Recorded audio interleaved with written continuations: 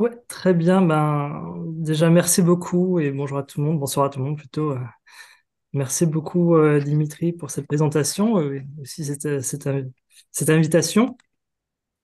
Je suis content de retrouver quelques têtes connues et content de découvrir d'autres têtes. Euh, alors, ton introduction, Dimitri, fait effectivement tristement écho à ce dont je vais parler ce soir. Est-ce que vous m'entendez bien? C'est bon? Ça vient faire écho là, effectivement, avec l'actualité, comme tu l'as rappelé. Alors, pour orienter ce que je vais dire ce soir, alors je suis désolé, parce que je suis un peu fatigué, je viens d'enchaîner des séminaires, je viens juste de sortir d'un colloque pour venir chez vous, c'est un peu la course. Je vais essayer quand même de rassembler mes pensées. Euh, d'où je parle, je vais plus parler non pas de la question du genre, mais plutôt de la question de mon travail sur la psychose, hein, notamment sur la question de la psychose infantile, et comment est-ce que la psychose vient peut-être donner des clés aussi sur la question de la destructivité, hein, qu'amène Winnicott, ou plutôt inversement, c'est comment est-ce que finalement la pensée de Winnicott peut venir euh, donner des clés, en tout cas permettre de comprendre, d'avancer sur, sur la psychose, sur les effets de la psychose chez l'enfant et chez l'adolescent. Mais plus encore, il s'agira d'avancer sur la question de la cure, hein, la question de comment penser finalement le soin euh, en prenant en compte cette notion de destruction, cette notion de destructivité, euh, pour soigner la psychose. Alors donc, comme tu le disais, j'ai intitulé donc mon intervention Donald et la bombe H, le concept de destructivité face à la clinique de la psychose infantile. Alors pourquoi parler de la bombe H? Vous le comprendrez rapidement lorsque j'évoquerai le cas clinique qui m'a permis de porter cette pensée que je vous présente ce soir. Mais pourquoi est-ce que ça a fait écho, en tout cas? C'est un patient qui m'a amené cette notion de bombe H. Pourquoi ça a fait écho chez moi? Parce que, effectivement, quiconque a cette clinique, justement, de la psychose, hein, cette clinique, c'est la cure de la psychose, notamment de la psychose naissante, hein, fait l'expérience, ou en tout cas partage l'expérience avec le patient d'une forme d'anéantissement. Et effectivement, on assiste comme ça, on peut assister comme ça un peu en un témoin impuissant, hein, de ces destructions. Et effectivement, quelque chose qui vient s'effondrer pour le sujet, à ce moment-là, effectivement, de cette rentrée, entre guillemets, dans la psychose. Alors, parler justement de cette question de la destruction, on parlait de la question de la folie, hein, même si on ne peut pas amener, bien sûr, la question de la folie forcément du côté de la psychose. Il y a des névrosés bien plus fous que les psychotiques. Voilà. Néanmoins, euh, ça m'oblige presque, en tout cas, ça sollicite, en tout cas chez moi, certains auteurs, et notamment un auteur, moi qui est fondateur, que certains connaîtront, c'est Tosquelles, hein. François Tosquelles, pour le situer, qui est un psychiatre d'origine espagnole qui a fui Franco, qui s'est réfugié du coup en France pour, euh, pour faire Franco tout simplement. Et puis il a été un des premiers penseurs finalement de ce que c'est que la psychothérapie institutionnelle, hein, avec Jean Horry. Enfin là, ça fait partie des maîtres de Jean Horry. Et voilà. Je ne vais pas aller plus loin dans sa biographie, mais je voulais le citer quand même en introduction par rapport à mon propos. Alors, je cite, donc c'est dans le vécu de la fin du monde, dans la schizophrénie, dans la psychose. Alors, parmi toutes les expériences vécues que le malade éprouve au cours de l'événement morbide, il en est un qui, par sa fréquence, sa signification et sa portée qu'elle a dans l'évolution de la psychose, mérite une attention spéciale, l'Erlebnis, c'est le mot en allemand, l'ère Leibniz de la fin du monde. Alors, ça a été traduit du coup par le vécu de la fin du monde. Alors, je me suis intéressé pourquoi est-ce qu'il utilisait du coup ce mot allemand. Alors, je ne suis pas philosophe, peut-être qu'on aura l'occasion d'en parler par la suite. Alors, l'ère Leibniz, ça renvoie à Husserl, qui évoque comme ça une impression, une sensation, un souvenir, en fait, en tout cas, ce qui fait qu'on a un accès à la réalité qui est imprégné de cette impression. Alors, au sens moderne, on parle d'expérience vécue, mais ce qui est intéressant, c'est quand on revient, du coup, je suis allé voir un peu l'étymologie de ce terme, quand on revient au verbe originel, hein, erleben, on le retrouve dès le XIIIe siècle, et ce qui est intéressant, je trouvais dans cette étymologie, c'est que, en fait, ça revient à la question de survivre, hein. C'est rester en vie, être encore en vie lorsqu'un événement se produit. Et je trouvais ça intéressant que finalement, cette question de, c'est pas vivre la fin du monde, c'est finalement survivre à la fin du monde. Et je trouvais que quand justement on a affaire à la question de la psychose, de ce qu'on peut constater, hein, en tant que témoin, hein, de cette expérience psychotique, il y a effectivement une notion de vivre à la fin du monde et surtout d'y survivre. Ce qui induit déjà, d'une certaine manière, on le dira par la suite, mais cette question effectivement de quel aménagement, c'est pas très joli comme terme, mais en tout cas, comment est-ce qu'on vient euh, tenter de reconstruire quelque chose pour essayer de faire tenir et pouvoir survivre, hein. C'est Horry qui disait, Jean-Horry, qui est fondateur voilà, de la psychothérapie associationnelle, qui disait, mais c'est arriver à ce que le sujet puisse continuer à marcher, quoi, hein, cette notion-là puisse tenir debout, hein. Alors, pour revenir à ce qui m'a occupé, ce qui m'occupe dans ma clinique, par rapport à la question de, de l'enfant psychotique ou l'adolescent psychotique, c'est comment est-ce que cette Erlebnis, hein, va se traduire justement dans cette clinique-là, cette clinique particulière.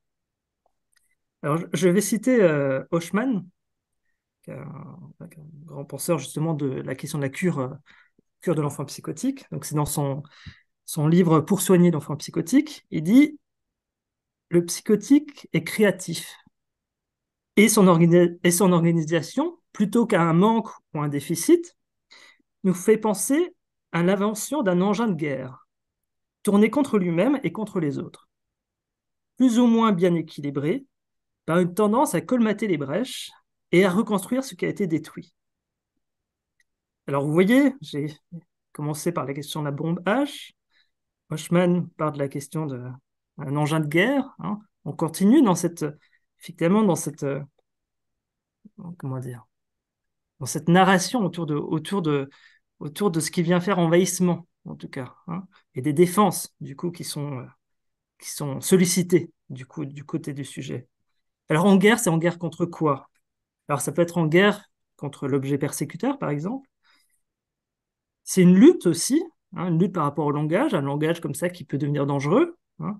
Je vous renvoie à cette lutte contre la langue maternelle qu'on retrouve chez Louis Wolfson, Le schizo et les langues. C'est vraiment un livre que je vous conseille, où effectivement on voit cet étudiant c'est la première personne qui vient, le livre a été écrit en français, alors que l'auteur est américain, et qui vient justement essayer, c'est une tentative finalement de déconstruire d'une certaine manière la langue maternelle, en essayant de trouver des définitions, en essayant de trouver des traductions qui permettent finalement de permettre à ce que cette langue maternelle ne soit plus envahissante, hein, ne fasse plus euh, une manière de pacifier finalement sa langue maternelle en passant justement par le truchement des langues étrangères, hein. Et je vous renvoie notamment à Deleuze qui a écrit justement une introduction, enfin une préface à ce livre, où il décrit vraiment comment est-ce que ça peut être à la fois le travail de Wolfson, à la fois un combat, mais également une démarche scientifique, parce qu'effectivement, il y a une démarche comme ça de venir déconstruire véritablement la langue, hein. Mais on voit effectivement, que même si ça s'inscrit dans, on va dire, une démarche scientifique, il y a quand même malgré tout cette idée de venir lutter contre ça. Et comment est-ce qu'on permet de lutter? Qu'est-ce qu'on met en place justement pour permettre de faire face à ce que peut renvoyer cette expérience de vécu de fin du monde, cette expérience terrible, et qui peut passer par, du coup, par la langue maternelle. Donc il y a effectivement du côté de la langue, mais également, d'un autre côté, il y a aussi comment est-ce que le sujet peut être en proie à un corps qui va être morcelé, hein, et un corps qu'il s'agirait de raccommoder. Alors là, effectivement, je vous renvoie un peu à vos classiques, hein, Schreber, voilà, etc. Mais également aussi je trouve que c'est intéressant de voir aussi comment est-ce que l'art brut peut être aussi là une illustration de comment est-ce que finalement euh, cette tentative de raccommodage, je vais utiliser ce terme, peut être à un moment donné faire art. En tout cas, c'est comment est-ce que ça peut s'inscrire comme ça, comment ça peut être pris dans un mouvement artistique, en tout cas, hein. Même si c'est pas forcément, ça apparaît plus comme une nécessité par le sujet, mais comment est-ce que ça va être repris ensuite comme un art. Je vous renvoie à un artiste, Giovanni Bosco. Je ne sais pas si vous connaissez, c'est intéressant parce c'est un peintre qui est décédé il y a quelques années, mais qui va vraiment partir de la question du corps, qui va peindre sur des cartons. Et en fait, chaque carton, ça va représenter une partie du corps, hein. Et ce qui est intéressant, je trouve, alors Giovanni Bosco, Bosco, si vous voulez voir sur Internet les illustrations. Ce qui est intéressant, c'est que finalement, sur ces corps qu'il va peindre, il y aura également, il va faire figurer finalement des années de naissance, il va faire figurer des lieux de vie où il a pu vivre, il va faire figurer son identité, le nom de son père, etc. Bref, il y a quelque chose véritablement d'une historisation qui va s'inscrire à travers finalement cette œuvre, hein. En tout cas, il y a vraiment cette nécessité, en tout cas, c'est ce qu'on peut imaginer, en tout cas, de venir inscrire la question du corps par rapport à son histoire, c'est le corps vécu d'une certaine manière, l'inscrire par le truchement de l'art, justement, hein. Bon, en tout cas, de cette nécessité pour lui de peindre, ce qui n'est pas exactement la même chose. Donc, là, ce que je viens de vous décrire, finalement, c'est comment le sujet fait face à cette destruction, mais d'une certaine manière aussi, comment est-ce que le sujet va trouver en lui-même une capacité à reconstruire quelque chose. Je vous ai décrit les, les différents éléments. Je vous parlais de Freud tout à l'heure, et notamment de Schreber, mais c'est vrai que Freud a été un des premiers à vraiment traduire comment est-ce que le sujet va finalement reconstruire un monde par ces éléments délirants, notamment, entre autres. Il va reconstruire un monde où le sujet va pouvoir vivre. Et je rajouterais, avec notre définition qu'on a pu faire de l'alpinisme, survivre, hein. Donc ça pose vraiment la question, voilà, de la place du délire, la question du faire art, hein, se faire un nom également aussi, hein. On voit que Schreber, il y avait aussi ça, cette dimension-là, hein, à travers le fait d'écrire cet ouvrage. C'était aussi faire un nom à travers ça, hein. Donc, là où j'insiste finalement, c'est la place du délire pour faire face finalement à la question de la destruction du monde. C'est ce que un peu Freud amenait aussi cet élément, hein, l'élément de la figure du tissu, hein, qui viendrait permettre d'être là où justement la pièce est déchirée, hein. C'est effectivement pouvoir poser comme ça quelque chose qui va recouvrir d'une certaine manière. Alors, ce que je viens de vous traduire, finalement, c'est assez peu représentatif de ma clinique de l'enfant et de sa psychose, ou de l'adolescent et de sa psychose, parce que là, vous voyez, ce que je viens d'écrire, c'est déjà presque un après, hein. C'est là où effectivement il y a déjà quelque chose comment dire, une construction, quelque chose qui vient faire effectivement une production délirante, etc. Bref, on est dans un après-coup presque, hein, de cette expérience déjà de la destruction, hein. C'est comment on est, effectivement, comment il y a une forme de reconstruction qui permet justement de pouvoir subsister, de pouvoir survivre, hein, à cette expérience de la destruction. Alors justement, du coup, ma question, c'est comment est-ce que finalement on peut penser à un avant, hein. Comment est-ce que ça peut s'inscrire psychiquement, par exemple, voilà cette question dans la psychose infantile, comment est-ce qu'on peut penser cet avant, hein, avant justement ces tentatives de reconstruction. Et du coup aussi, comment envisager ben, la cure, hein, à laquelle on associe, hein. Comment, du coup, finalement, ce que je vous disais déjà tout au début, c'est finalement comment le concept même apporté par Winnicott nous permet d'avoir une certaine lecture finalement des symptômes, si on utilise ce terme, en tout cas des manifestations de l'enfant psychotique, euh, et comment on peut envisager du coup la cure. Alors, déjà, très rapidement, hein, sur la question de la psychose infantile, j'utilise ce terme-là, c'est plus du tout un terme qui est utilisé, hein, actuellement. Le terme a complètement disparu des nouvelles nosographies, hein. On voit, alors, c'est intéressant. Alors, je vous renvoie en fait, j'ai écrit un article sur le sujet, je vous renverrai un article qui décrit véritablement, effectivement, l'évolution même du terme de psychose infantile. Je ne vais pas aller plus loin là-dessus parce que le temps est compté. D'ailleurs, je compte sur toi, Dimitri, pour me dire quand je dépasse. Euh, En tout cas, actuellement, en fait, très rapidement, mais actuellement, en fait, on parle beaucoup plus du trouble du spectre autistique, en fait, en parlant plus d'autisme, en parlant de trouble du spectre autistique, en fait, on a ouvert d'une certaine manière ce vocable, et du coup, c'est vrai que actuellement, bah, je pense je vois Stéphane qui est mute, voilà, qui est un collègue à l'EPSAN, on est souvent confronté à ça, finalement, la question des diagnostics qui évolue dans le temps et la nosographie qui évolue. Et comment est-ce qu'on doit, nous aussi, s'adapter finalement à nouvelles manières de penser. Mais en tout cas, moi, j'utilise pour ma part encore, vieux dinosaure que je suis à mes 40 ans, j'utilise quand même le terme de trouble psychotique et notamment de psychose infantile précoce. Alors, je vous renverrai au manuel de psychiatrie de l'enfant de Pierre Ferrari. Ça date de 94. Je vous lis juste la définition. La psychose infantile se définit comme un trouble portant sur l'organisation de la personnalité de l'enfant, entraînant des défaillances majeures dans l'organisation de son moi et de son appareil psychique, ainsi que dans l'organisation de sa relation au monde et à autrui. Je trouvais que c'était intéressant comment il amène les choses, parce qu'en fait, il utilise le terme de trouble. Et effectivement, l'enfant est troublé par les symptômes qu'il peut avoir, hein, ses comportements inadaptés, le fait que la communication est difficile et des défauts dans l'organisation de l'appareil psychique qui rendent compliqué pour lui être au monde, hein, avec l'autre, dans le monde social, hein, notamment, qui viennent du coup perturber effectivement le fonctionnement psychique du sujet. De plus, je trouve que l'utilisation du terme de trouble est intéressant parce que finalement, ça permet malgré tout d'insister sur le fait que, notamment quand on parle de l'enfant et de l'adolescent, c'est que le fait qu'il y a une certaine malléabilité psychique, une forme de plasticité propre au temps de l'enfance et de l'adolescence, que je trouve que le mot trouble permet de mettre en avant, hein, le fait que ça ne s'inscrit pas dans une structure, mais qu'il y a effectivement quelque chose qui vient troubler à un moment donné le sujet. Alors,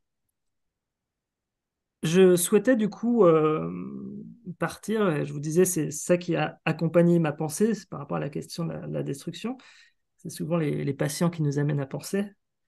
Et je souhaitais parler de, de Xavier. Donc, c'est effectivement, dans cet article, c'est lui c'est à propos de, de cette rencontre clinique que j'ai pu travailler. Donc, je parlais de Xavier et justement de sa bombe H. Alors, je vais vous faire un peu une lecture. Je vais revenir un peu à à sa présentation. Alors, lorsque je reçois pour la première fois Xavier, pardon, au centre médico-psychologique, il a alors 13 ans. Il est décrit par ses parents comme un enfant qui présente des problèmes de comportement. Il a besoin d'être constamment occupé. Alors, il fait soit des constructions Lego ou il fait beaucoup de dessins. Et il a une certaine agitation psychomotrice qui est importante. Des comportements plutôt inadaptés, voilà. Il a tendance à répondre un peu à côté, voilà. À l'école, c'est un peu compliqué. Mais malgré tout, il a des résultats scolaires qui sont plutôt bons. Il montre qu'il a des bonnes capacités. Alors, ce qui est intéressant, c'est que finalement, Xavier, il va trouver il va aménager, mais ça viendra vraiment de lui-même, son temps scolaire d'une certaine manière, c'est qu'en fait, pendant les cours, en fait, il va dessiner énormément, et ça lui permet de suivre à la fois le cours et en même temps, enfin, les deux sont liés, de permettre à ce que son agitation psychomotrice s'atténue. Alors, ce qui est intéressant, c'est justement par rapport à ses dessins. Alors, en fait, il m'a fait quelques dessins et j'en parlais avec Dimitri ce matin. J'étais tenté de. Si on était entre nous, j'aurais pu vous les montrer parce qu'il avait donné son accord, mais vu que c'est enregistré, je préfère pas. Donc, je vais atteler à une description. Je vais tenter une description plutôt de ces dessins. Alors, ce qui est intéressant, voilà, dans ces dessins, c'est effectivement, il y a des machines de guerre qui sont partout, des paysages qui sont complètement dévastés par les flammes. Donc, il construit comme ça des grandes villes avec des buildings un peu partout. Mais c'est effectivement, après, il y a des avions, tout ça, qui lancent des bombes H, hein, qui viennent complètement dévaster voilà, ces villes et ces buildings, en assistant bien, malgré tout, que ces buildings sont construits dans un matériau très spécial qui est très solide normalement, hein.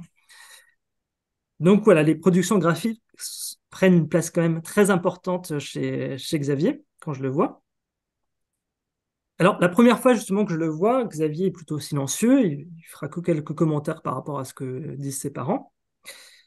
Et une fois donc seul, bah, il va commencer effectivement à dessiner sur ce que je vous ai dit, hein, donc une ville en arrière-plan, faite de buildings.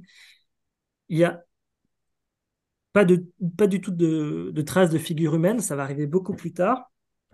Et au premier plan, du coup, il y a effectivement une dizaine comme ça de missiles avec des différentes tailles, pardon, et qui sont tous orientés vers la ville. Et certains sont donc marqués par un signe, euh, avec le signe de la radioactivité nucléaire ou la lettre H, donc pour la bombe H, hein. Il insiste bien, c'est la bombe H comme à Hiroshima, donc il a une véritable connaissance de ce que c'est. C'est pas fait au hasard, hein. Au dos du dessin, Xavier inscrit d'un geste rapide mais difficilement lisible un mot et un chiffre, c'est anéantir 42 fois. Et juste à côté du foie, il met la planète Terre. Donc vraiment l'idée qu'il y a comme ça des missiles nucléaires qui viendraient anéantir 42 fois du coup la planète. C'est ce qu'il vient expliciter. Dans un autre dessin, lui, il fera effectivement une explosion nucléaire, hein, et Xavier va faire figurer sur les trois quarts de la feuille donc ce champignon atomique. Et le dernier quart, alors il va séparer la ligne avec une ligne de démarcation, avec un signe en bas, du coup, avec le signe de la radioactivité. Voilà, alors lorsqu'il ne dessine pas, Xavier parle de ses idées bizarres qui s'entrechoquent, son discours est souvent confus, il passe régulièrement du coq à l'âne. Néanmoins, j'observe quand même que lorsqu'il est en train de se concentrer, de faire notamment des constructions en Lego, en fait, il arrive quand même, du coup, à pouvoir un peu plus parler de lui. En tout cas, je remarque quand même qu'il y a vraiment cette nécessité pour lui de venir construire des choses en Lego pour, d'une certaine manière, aussi pouvoir construire sa pensée. Alors, au début, effectivement, Xavier était très peu dans le contact avec moi. Alors, il faisait ses constructions en Lego. Et moi, alors, c'était vraiment, voilà, il avait 13 ans à ce moment-là. Et moi, j'essaie de rentrer en contact avec lui. J'avais un désir, là où lui, il en avait a priori pas, de venir me voir. Et il venait quand même. Et j'ai décidé, bon, vous savez, ces moments un peu de flottement clinique où on ne sait pas quoi faire, donc on tente des choses, voilà, en se disant, bon, allez, si ça sert à rien, au moins j'aurais tenté, au moins je me suis fait plaisir, voilà. Euh, et donc du coup, c'est là, je tente, je décris cette vignette parce qu'il y en a eu plusieurs autres tentatives. Je tente de faire une tour de contrôle, parce qu'il est en train de faire des avions. Alors que je tente une tour de contrôle pour essayer de rentrer en contact avec lui. A priori, c'est quelque chose qui fonctionne pendant un temps, voilà, mais ensuite, très vite, je suis quand même mis de côté, parce qu'effectivement, il y a ces idées bizarres, comme il nomme, hein, qui viennent faire irruption, en tout cas dans la relation. Autre moment qui me semblait important et peut-être aussi peut-être illustrer là encore cette question de la destruction, c'est un passage, alors c'est lui qui, ça vient de lui, c'est par la pâte à modeler, la pâte à modeler, pardon. Alors ce qui est intéressant dans il y a eu plusieurs séances, vraiment quinzaine, voire une vingtaine de séances, une forme de répétition là autour de cette activité, où Xavier va faire un visage en pâte à modeler. Donc, il écrase la pâte, il met des yeux, un nez, une bouche.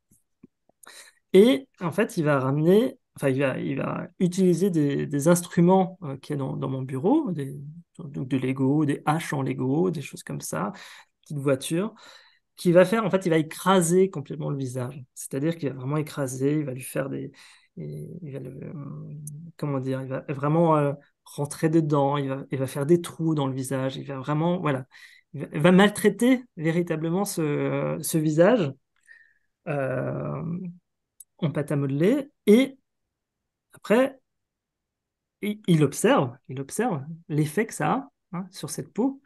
Alors, je pense que c'est la question de la peau, voilà, c'est une question intéressante. Je sais que les philosophes, voilà, en parlent beaucoup. En tout cas, c'est comment est-ce que finalement il vient effectivement anéantir cette peau tout en la reconstruisant par la suite. Et là encore, donc j'observais un petit peu, comme je vous disais tout au début, la question de la place du psychologue ou la place du thérapeute dans ce moment-là face à cette destruction, c'est souvent une place de témoin un peu impuissant. Mais finalement, c'est comment essayer de permettre que quelque chose quand même puisse advenir, en tout cas de mon côté. C'est peut-être aussi comment faire face aussi à ce qui venait détruire peut-être aussi de la relation que j'essayais de construire avec lui. C'est peut-être une défense de ma part, là. On reverra à quel point finalement Winnicott amène aussi cette importance autour du care. C'est comment est-ce que finalement le care, c'est aussi une certaine manière finalement de faire face à la destruction de l'autre et du patient ou du petit enfant. Bref, j'essayais d'amener, en tout cas, par rapport à ce visage en pâte à modeler, j'essayais d'amener quelque chose, c'est que en fait, j'essaie de faire parler ce visage en disant, oh, ça me fait mal, oh là là. Bref, j'essayais de mettre peut-être un peu d'affect là, dans ce qui était en train de se passer. Alors, je trouvais que le passage, effectivement, sur la question euh, de cette vignette clinique autour de la pâte à modeler, qui pas sans rappeler, j'en parlerai peut-être par la suite, mais de Pankow, les travaux de Pankow, sur toute la question de la pâte à modeler, c'est notamment le fait que ça se répète, qu'il y a quelque chose, effectivement, on va dire, pour aller de manière un peu grossière, mais que c'est effectivement quelque chose de non symbolisable, là, qu'il s'agit de venir remettre en acte, en tout cas, et là, c'était peut-être le pari, c'est peut-être le pari de la psychanalyse d'ailleurs, de penser que ça puisse être un message qui est adressé, sauf que, voilà, j'en suis pas convaincu que c'était un message, mais en tout cas, malgré tout, j'ai pensé que ça pouvait être un message. Je l'ai pris comme tel. Peut-être que du coup, ça a pu induire le fait que ça pourrait être un message chez Xavier.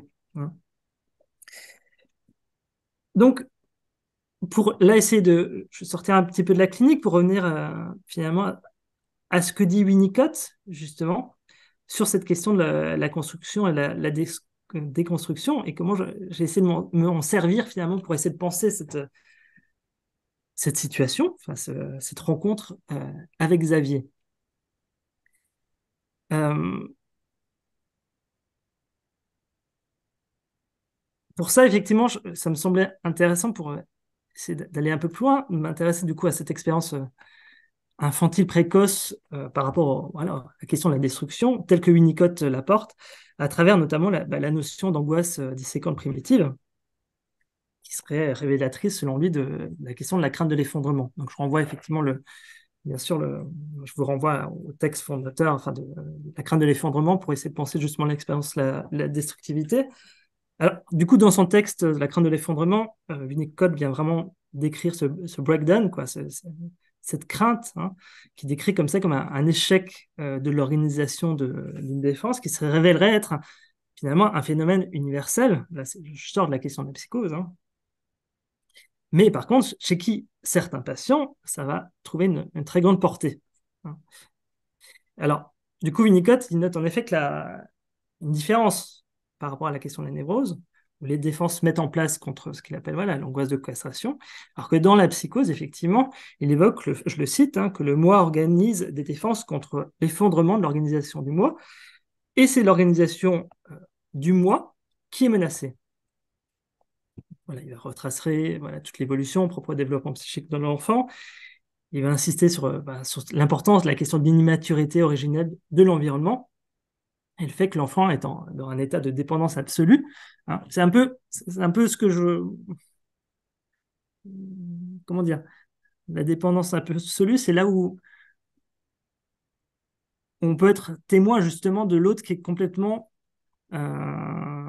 fragile et complètement en train de se détruire d'une certaine manière. Hein. Donc effectivement, c'est une dépendance absolue, voilà, et là où on a envie de faire peut-être quelque chose à ce moment-là.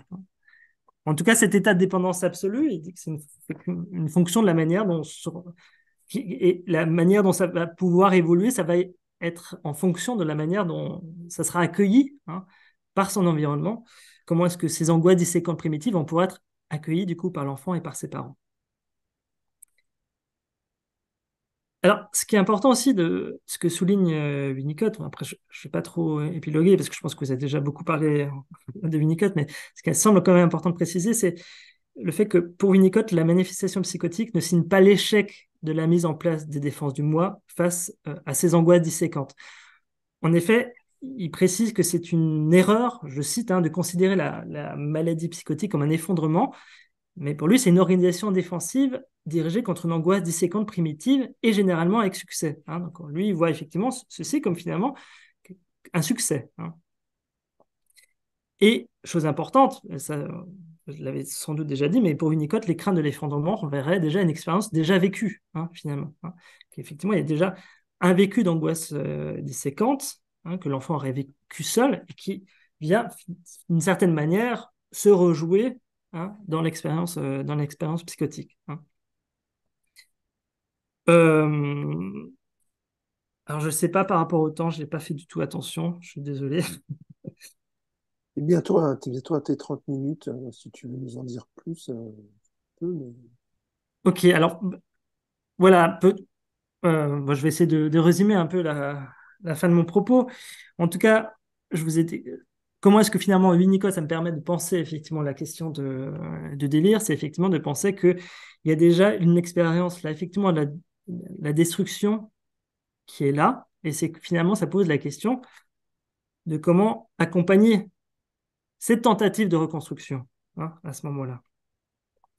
D'autant plus, et ça, je fais quelques bons en avant par rapport au suivi de Xavier, du coup, que j'ai suivi jusqu'à voilà, 7-8 ans, en fait, jusqu'à sa majorité, enfin même plus que sa majorité. Ce qui était intéressant, c'est toute la question de l'intrusion du sexuel, la pensée sexuelle, hein, qui vient faire irruption, et là, véritablement, ça traduisait, comment dire, euh, ce qui était déjà à l'œuvre d'une certaine manière, cette destruction de la pensée, mais là, effectivement, c'est comment est-ce que à un moment donné, l'irruption de la question de la sexualité, l'irruption du sexuel, on va dire, vient colorer d'une certaine manière cette destruction du sujet. Hein.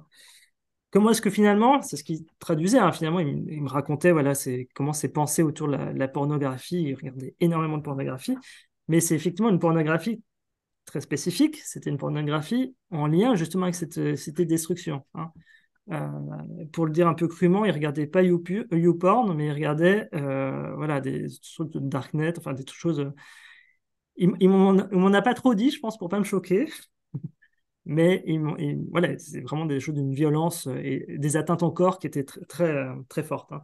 On voit que finalement, cette question de ce morcellement du corps, hein, voilà, était malgré tout toujours présente, mais que finalement, c'est comment est-ce que le sujet arrive à trouver un certain aménagement lui permettant d'une certaine manière comment dire, que ceci puisse s'échapper un peu de lui-même et que ça ne reste pas que dans ses pensées, même si ça c'était très présent. Alors, sur la question du soin, si je me permets encore de voler quelques minutes, sur la question du soin, vous voyez ce que j'ai. essayé d'amener plusieurs fois, c'est que finalement, que je parlais de cette impuissance, hein, du thérapeute face à ce qui est en train de se passer. Et c'est comment j'ai essayé d'amener certains éléments. D'une certaine manière, je pense que ce qui a fonctionné, parce que après, effectivement, chose, on était en lien, hein, par la suite avec Xavier. D'une certaine manière, c'est un peu ballot de dire ça comme ça, mais en même temps, je pense que c'est la réalité. Je pense tout simplement que c'est le fait que j'ai pu supporter dans le lien, j'ai pu supporter dans le lien transférentiel ce qui m'amenait, hein. J'ai pu supporter finalement une certaine destruction, hein, et pour tenir, voilà, ce que je m'étais noté, c'est tenir face à la destruction tout en rentrant dans le paysage de l'autre, hein, pour faire référence à Ori, hein. C'est-à-dire, effectivement, comment est-ce qu'on essaye, d'une certaine manière, d'aménager. Alors, je sors de cours avec des étudiants, je parlais de la question des dispositifs, hein, de manière très pédagogique, mais finalement, il y a aussi cette question de comment est-ce qu'on peut penser le dispositif de la cure, effectivement, pour pouvoir accueillir aussi l'autre qui détruit l'autre, hein, qui est d'une certaine manière une projection déjà de cette propre destruction. Et un des aménagements, effectivement, c'était de pouvoir construire quelque chose ensemble, hein. Alors, comment ça s'est passé, cette question de, de créer quelque chose ensemble? C'est parti de quelque chose que lui m'a amené, c'était, il me parlait des métiers qui étaient débiles. Alors, on faisait comme ça, il me racontait, voilà, les métiers débiles, il inventait des métiers débiles. Alors, des métiers, effectivement, qui partaient de son imagination. Et du coup, on a décidé, ensemble, ou plutôt, il me proposait ça, donc je m'en suis saisi, voilà, de faire un peu une liste des métiers débiles. Alors, c'était une liste orale, hein, comme ça. Et donc, les listes de métiers débiles, ça pouvait être euh, vendeur de glace en Alaska. Enfin, voilà, c'est ce genre de choses, hein.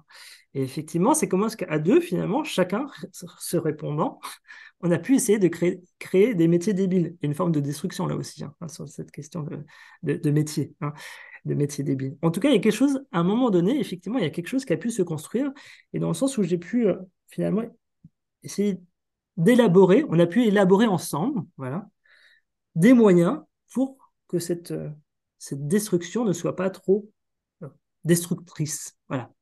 Euh, voilà, je propose de m'arrêter là. C'est pas une très belle conclusion, mais bon, je m'en contenterai. J'espère que vous vous contenterez aussi de ça. Merci pour votre attention.